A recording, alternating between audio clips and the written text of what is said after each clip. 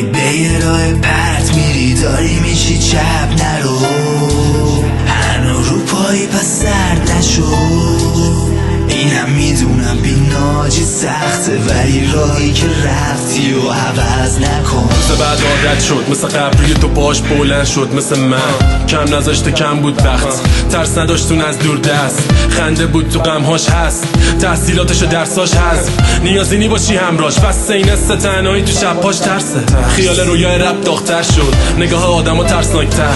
توی خیابونا الافتر شد اعترافش با مرگ خوبتر یکی بده توی حرفاش کم شد عشق و قدم ها سوی رب بازتر ناامیدی توی شعراش رفت زود دفتر شروع با رب باز کرد سعی نکن کنی جستجو من زخما رو خوردم و پشت رو نبود نه دور برت همه خواستن و نموندم برادر بگی تا یه دوستی که پلوت رفت روزا میگذره نموند وقت هنو یه بغضه تو کلم حبس چی بوده تو دلم نقطه یه درون رست خوش داره به چی وقتی که نبود زد سکان دست از گذر از شبای سرد رو برا سمت پیش رفت تسکینت میشه حرف دیگه داری را برا میدی رد همینه که زا برا میری چپ نگو هنو کافی نی زیر تیغ جهر راهی نی غیر عقل ماهای بیشتر شرط و پیشت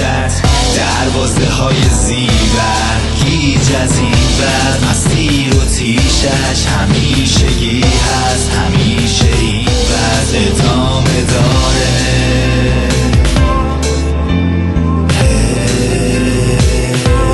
ادامه داره